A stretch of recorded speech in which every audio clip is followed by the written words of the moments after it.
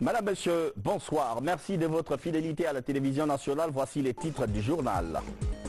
La campagne nationale de reboisement, l'édition 2019 est lancée à Dubreka. Le coup d'envoi est donné par le président Alpha Condé. Il invite à une action civique en faveur des Dames Nature. Unité nationale, le Fonds de consolidation de la paix vient de se réunir à Conakry. Le bureau et les partenaires ont planché sur les acquis de la structure. Des défis importants sont en perspective ainsi que de nouvelles consultations. Un livre sur la progression des médias en Guinée, c'est le regard critique d'un journaliste rompu au métier. Une série d'observations compilées dans un ouvrage intitulé « Histoire de la presse guinéenne ». Voilà pour les titres. Mesdames et messieurs, bonsoir et bienvenue dans cette édition d'information. C'est parti pour la campagne nationale de reboisement. Elle a été lancée ce matin à Dubreka par le président Alpha Condé. Il a profité de l'occasion pour inviter les citoyens à planter des arbres. Sanassi Keita. Voilà. C'est parti pour le lancement officiel des Journées nationales de reboisement 2019. C'est une initiative présidentielle qui vise à restaurer et à préserver les forêts guinéennes. La cérémonie de lancement de cette campagne de reboisement mobilise à Rabita, préfecture de Dubreka, plusieurs personnalités sous la direction du président de la République qui arrive sous des ovations de cette population en effervescence, résolument déterminée à soutenir la cause de l'environnement.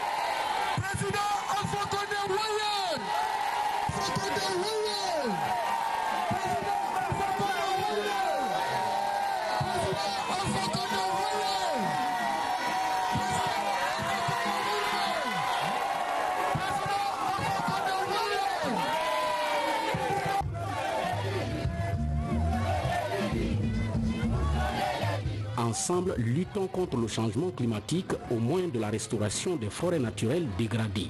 C'est le thème retenu cette année, 2019, pour procéder en Guinée à un reboisement à grande échelle. C'est une campagne qui vise à amener chaque citoyen vivant sur le territoire national à planter un arbre, à s'abstenir d'en couper ou de défricher un domaine forestier. Le maire de la commune urbaine de Dubreka s'est fortement réjoui de ce lancement officiel par le président de la République de ces Journées nationales de reboisement 2019 dans sa circonscription pour annoncer les couleurs de la protection de l'écosystème guinéen. Excellence, Monsieur le Président, la dégradation de l'environnement en Guinée interpelle tout le monde, cadre à tous les niveaux et l'ensemble des citoyens. En effet, Excellence, Monsieur le Président, les fléaux qui dégradent notre milieu ambiant sont connus de chacun et de tous. Il s'appelle destruction du couvert végétal à travers le feu de brousse, la carbonisation, la coupe abusive du bois, notamment le long des cours d'eau et dans la mangrove. Cette dégradation affecte dangereusement la flore, mais aussi la faune où les espèces sont en voie de disparition pour la plupart. Excellence, Monsieur le Président, le bâtisseur de la Guinée, les précieuses populations de Rabitaille me charge de vous dire, et ce sans démagogie aucune, qu'elles ont été avec vous. Elles sont avec vous et seront toujours avec vous. Le ministre d'État en charge de l'environnement, des eaux et forêts s'est dit très réconforté de cette initiative du chef de l'État qui consiste à prendre des mesures rigoureuses pour limiter ou supprimer l'impact négatif des activités sur l'environnement. Excellence, Monsieur le Président de la République, distingué invité. La présente cérémonie déclenche la mise en route de l'ensemble des procédures devant aboutir à l'octroi des organisations de jeunes, de subventions du fonds spécial mis à la disposition du ministère de l'Environnement, des Eaux et Forêts par Monsieur le Président de la République pour la réhabilitation des domaines forestiers dégradés en réalisant des activités de reboisement sur une superficie totale de 1668 hectares. Une première depuis l'accession de notre pays à la souveraineté nationale. Le thème choisi cette année pour le lancement de cette activité, ensemble, luttons contre le changement climatique au moyen de la restauration des forêts naturelles dégradées. En une parfaite adéquation avec la dynamique autour des grands enjeux mondiaux de l'heure qui sous-tendent la construction d'un avenir plus responsable en vue de garantir un bien-être durable de l'humanité. Excellence, Monsieur le Président de la République, chef de l'État, l'ensemble des travailleurs du ministère de l'Environnement, des Eaux et Forêts et de la Jeunesse s'engagent indéfectiblement, l'ensemble de tous les travailleurs de ces deux ministères, de soutenir inlassablement la nouvelle constitution de notre pays. Vous savez les vies, vous savez les vies, vous savez les vies, vous savez les vies, vous savez les vies, vous savez les vies. Pour ces journées nationales de reboisement, le président de la République a appelé l'ensemble des Guinéens à se battre pour la protection de l'environnement. Nous avons l'obligation de protéger notre écosystème, martèle enfin Professeur Alpha Condé. Sages, femmes et jeunes, nous sommes très heureux de faire le lancement du reboisement chez vous. C'est un grand honneur pour vous, mais ce grand honneur impose aussi des obligations. Si on lance chez vous, ça veut dire que vous devez être des modèles. Nous avons des responsabilités à l'égard du peuple de Guinée. Mais nous avons des responsabilités à l'égard de tous les peuples de l'Afrique de l'Ouest. Car tous les fleuves d'Afrique de l'Ouest, du Niger au Sénégal, au Concoré, etc., prennent leur source en Guinée. Nous avons donc l'obligation de protéger notre écosystème. Sinon, nous portons préjudice non seulement à la Guinée, mais aux 14 autres États de la CEDEAO. C'est pourquoi j'ai dit au ministre que 1600 hectares, c'est très peu pour une année. Donc, redoubler les efforts, monsieur le ministre, pour arriver au double des 1600 hectares. Et le Mozambique, vous savez que l'avenir de la Guinée, c'est la jeunesse. Si la Guinée devient un désert, vous serez les premières victimes. Parce que nous, on sera tous morts entre-temps, mais c'est vous. Donc, vous avez plus intérêt au reboisement de la Guinée. Alors, est-ce que vous vous engagez à doubler les 1600 hectares? J'ai pas bien entendu. J'ai pas bien entendu. Quant aux gardes forestiers, nous devons dire que nous ne sommes pas toujours satisfaits. Si beaucoup sont honnêtes, mais il y a beaucoup de brebis galeuses qui contribuent à aider les clandestins à couper le bois. Nous avons pris un décret extrêmement rigoureux. Tout personnel qui sera pris en train d'aider, non seulement sera exclu de l'armée, mais sera emprisonné, pour que ça soit très clair, monsieur le ministre. Alors réunissez tous les responsables des gardes forestiers pour faire passer le message. Aujourd'hui, nos soldats non seulement protègent nos frontières, mais se battent vaillamment à Kidal. Kidal, c'est le désert. C'est l'armée tchadienne qui était là-bas. Ils l'ont quitté. Comme le Mali et la Guinée, c'est le même pays, nous avons envoyé nos troupes alors que nous ne sommes pas des gens du désert. Depuis, aucun pays n'a accepté de nous remplacer. Tout le monde sait le danger à Kidal. Alors si l'armée nationale fait notre fierté aujourd'hui sur les champs de bataille au Mali, les gardes forestiers qui se disent militaires de la nature doivent être capables de défendre notre pays, lutter contre la déforestation, comme les militaires sont en train de donner l'exemple au Mali. Parce qu'eux, ils risquent leur vie. Parce que les terroristes attaquent tout le temps. Vous ne risquez pas votre vie. Ce qu'on vous demande, c'est de protéger la nature. Mais vous ne risquez pas votre vie. Alors si notre armée, qui risque sa vie, est capable aujourd'hui de nous rendre fiers, nous voulons que les gardes forestiers soient capables aussi de nous rendre fiers en se mettant à la tâche, non seulement en surveillant, mais en participant eux-mêmes au reboisement. Il ne s'agit pas seulement que les gardes forestiers protègent. Chaque garde forestier doit au moins planter un arbre. Chaque garde forestier doit planter au moins un arbre. Ce n'est pas seulement les jeunes Mozambiques qui s'engagent seulement. Les sages aussi doivent participer au reboisement. Parce que vous avez beaucoup contribué à la déforestation. Alors, pour vos enfants et vos petits-enfants, chacun de vous doit participer au reboisement. Et je m'adresse surtout aux femmes. C'est vous qui souffrez 9 mois. Quand ça va mal, le mari part. Mais la femme a besoin de rester. Sinon, qui va nourrir les enfants? Donc les femmes, plus que tout, vous avez intérêt au reboisement. Donc je fais un appel aux femmes aussi. Après avoir signé l'accord de Paris sur le changement climatique, le gouvernement guinéen, sous l'impulsion du chef de l'État, Professeur Alpha Condé, semble résolument déterminé à réduire les émissions de gaz à effet de serre d'ici à 2030 et à freiner surtout l'avancée de la désertification. D'où ces initiatives présidentielles pour le reboisement national. 1668 hectares sont visés pour la mise à terre des plantes dans cette campagne 2019.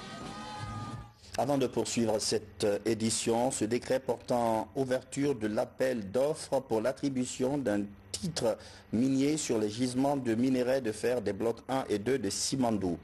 Le président de la République, vu la Constitution, sur proposition du ministre des Mines et de la Géologie, décrète. Article 1er. La procédure d'appel d'offres relative à l'attribution de droits miniers sur les gisements de minerais de fer situés sur les blocs 1 et 2 de Simandou, réservée en application de l'arrêté du ministre des Mines et de la Géologie numéro A/2019-4268 MMG-SGG du 27 juin 2019 et couvrant une superficie de 369 km² dans la préfecture de Kérouané est ouverte. Article 2. La procédure se déroulera suivant les modalités prescrites par le cahier spécial des charges élaboré à cet effet. Article 3. Le présent décret qui abroge toutes dispositions antérieures contraires prend effet à compter de sa date de signature et sera enregistré et publié au journal officiel de la République. Conakry le 13 juillet 2019, signé professeur Alpha Condé. Le port de Dapilon dans Bokeh, troisième infrastructure portuaire du pays. Les présidents Alpha Condé et Georges Weah étaient sur les lieux hier vendredi. Une visite qui a émerveillé le président libérien. Le point avec Abdoul Karim Condé. Le président de la République, professeur Alpha Condé, et son homologue du Libéria, Georges Oppong-Weah, ont été reçus à leur descente de l'hélicoptère présidentiel par les autorités préfectorales, communales et les responsables de la société minière de Bokeh, SMB. Les 10 postes à quai ont été la première étape de la visite des chefs d'État. Quai de chargement de bauxite avec 10 grues et de déchargement de matériel. Puis le dock flottant de 99 mètres de longueur et 120 mètres de largeur. Il permet de procéder à la réparation et à la maintenance des engins navigants, nulle part ailleurs en Afrique de l'Ouest. Les ateliers ou le chantier naval étaient la dernière étape de la visite du président de la République, professeur Alpha Condé, et le président du Libéria, Georges Oppong-Weah. Ce chantier naval a toutes les capacités à usiner des pièces, à faire des réparations et construire éventuellement quelques petites embarcations et la formation des travailleurs locaux. Ici, particulièrement sur le port, il y a des formations qui sont faites pour les métiers qui existent déjà, c'est-à-dire les métiers de remorqueur, remorquage, pilote des bateaux, des métiers de chargement des grues sur les postes à quai, parce que c'est des grues qui sont très très impressionnantes, et également sur les nouveaux métiers qui sont les métiers de chantier naval. Pour ce qui va venir, c'est-à-dire la construction du rail, il y a aussi des formations qui sont prévues. Pour la raffinerie, nous envoyons bientôt 30 jeunes en Chine pour se former spécifiquement sur les métiers de la raffinerie.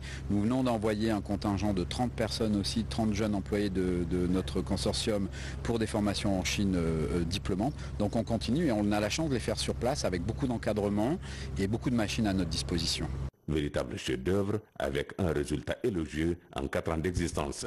Le nouveau code minier, une vision du président de la République, professeur Alpha Condé, est un exemple à suivre pour un peuple qui rêve à un développement durable. Lutte contre la pauvreté, un grand changement va se mettre en pratique très rapidement. L'ONU Habitat aide l'État à améliorer la situation des quartiers défavorisés. Le programme est lancé. Il va transformer les bidonvilles en quartiers joyeux. Martin Francina Duno. La forte migration des populations au sein des villes conduit au développement des bidonvilles. Cela se traduit par les constructions anarchiques avec des habitats insalubres et précaires, une démographie galopante et le chômage où la pauvreté urbaine se fait sentir. En Guinée, les techniciens du secteur de la construction et de l'aménagement révèlent que 60% des populations urbaines vivent dans les bidonvilles. Face à ces constats, le système des Nations Unies initie le programme participatif d'amélioration des bidonvilles. Il est mis en œuvre par l'ONU Habitat pour une durée de 3 ans. Il faut avoir plusieurs solutions. Il faut avoir la diversité, il faut avoir beaucoup de parties prenantes et aussi les communautés impliquées, donc beaucoup de partenariats, mais tous avec une vision partagée. Donc pour nous, c'est à chercher cette vision partagée pour aller ensemble et utiliser les ressources qu'on a aujourd'hui le plus efficace que possible. C'est dans une cohérence globale avec tout ce que nous avons comme feuille de route et ce que nous avons comme réellement la vision globale du gouvernement assignée à notre département. La rencontre mobilise les élus locaux des 5 communes de Conakry, représentants des organisations de la société civile, des ONG, des instituts de recherche, du gouvernorat et des ordres professionnels. Tous ces acteurs sont associés à la réalisation de ces programmes ambitieux. Le réel problème de bidonville se trouve surtout à Kalo, où nous avons un problème d'assainissement, d'adduction d'eau, de pavage et surtout d'encombrement. Et donc aujourd'hui, nous pensons que c'est une très belle initiative du gouvernement de faire appel à ONU Habitat pour essayer d'améliorer les conditions de vie de nos populations. À travers ces programmes, l'ONU Habitat entend changer l'image architecturale des quartiers précaires de Conakry et de l'intérieur du pays. L'une de ces approches sera l'emploi de la main-d'œuvre locale pour favoriser la redistribution du fonds qui sera alloué au financement des micro-projets. Autre avantage, la création des comités de base et des sources de revenus pour les occupants des bidonvilles. Hier, en marge de la rencontre entre les présidents Alpha Condé et George Weah, les ministres de la Défense des 2 pays, la Guinée et le Libéria, se sont entretenus sur des questions de sécurité, comment participer à la stabilité aux frontières et dans la sous-région. Les 2 hommes ont émis plusieurs idées intéressantes. Sergent-chef Alassane Diaby. Le raffermissement de la coopération entre la Guinée et le Libéria dans le domaine de la défense et de sécurité a fait l'objet d'une appréciation particulière entre les 2 ministres. Au cours de cette rencontre, Dr Mohamed Diané et son hôte ont surtout échangé leur point de vue sur les questions sécuritaires dans l'espace de la CEDEAO.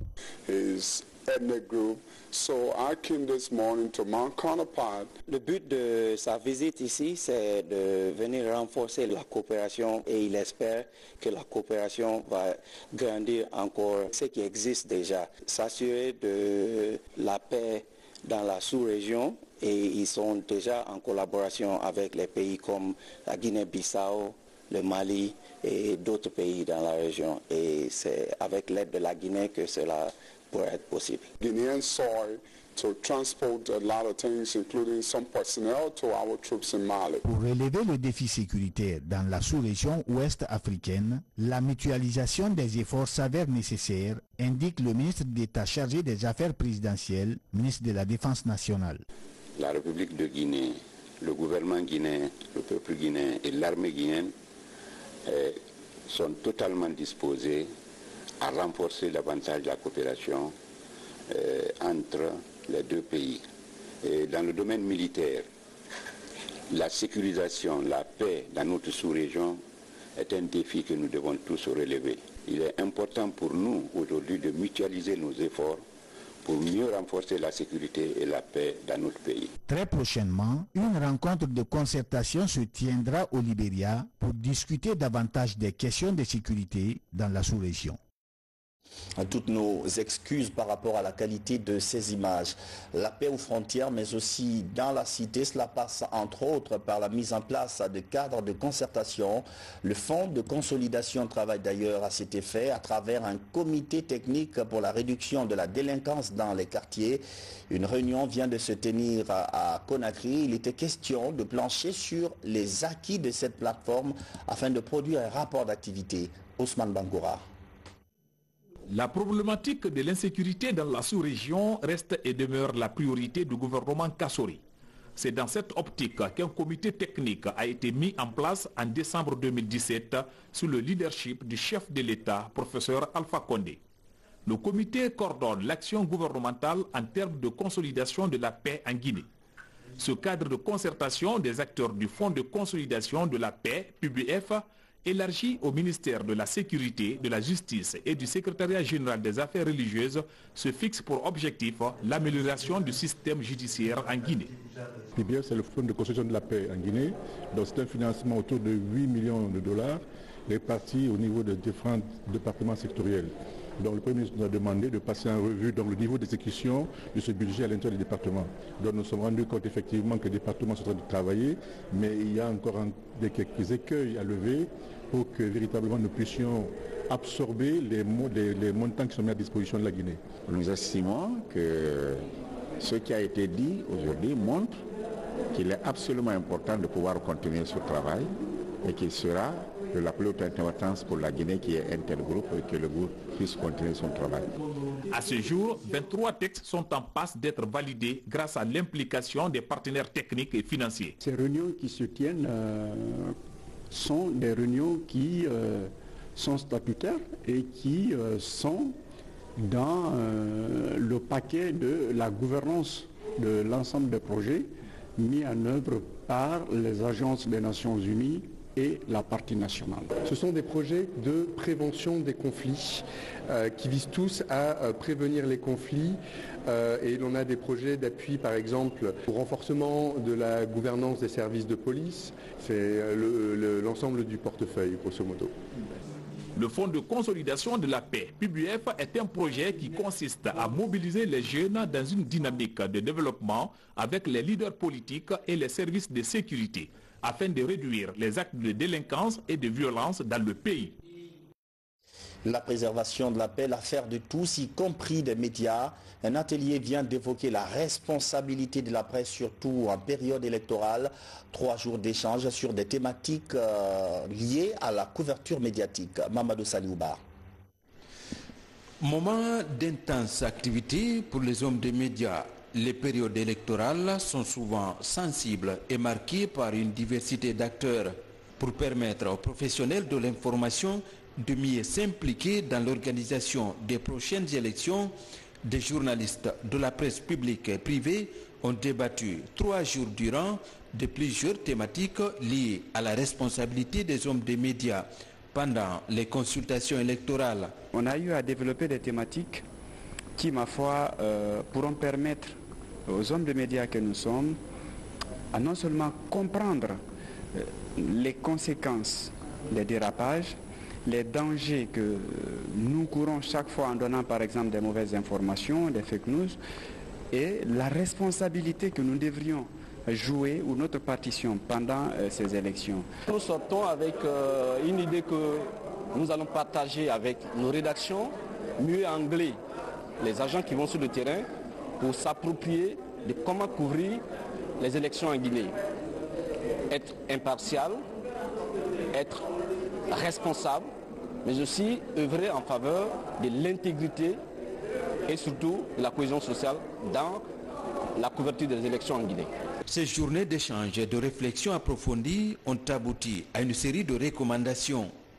Il s'agit notamment de multiplier les séances de formation à l'intention des journalistes sur la couverture électorale ou encore la mise en place d'un cadre de concertation entre les hommes des médias, la CENI et la HAC à chaque consultation électorale. Globalement, je suis très satisfait des conclusions de ces travaux et nous allons accompagner la mise en œuvre de ces recommandations fortes justement en collaboration avec notre partenaire, la Haute Autorité de la Communication. La mise en œuvre de ces recommandations devrait permettre aux professionnels de l'information et de la communication de jouer pleinement leur partition dans l'organisation des élections libres dans un climat de sérénité. Entrepreneuriat jeune, comment mettre en pratique les belles idées? Une structure locale va lancer un concours de détection des meilleurs projets. L'idée, c'est d'appuyer les jeunes dans le financement de ces projets. Lancé Kamisoko, ici à Gaba. La majeure partie des jeunes porteurs de projets en Afrique ne parviennent pas à aller au bout de leurs rêves.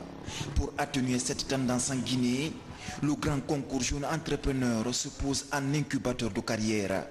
Dans la région de Conakry, 72 jeunes porteurs de projets défendent la pertinence de leurs projets devant un jury.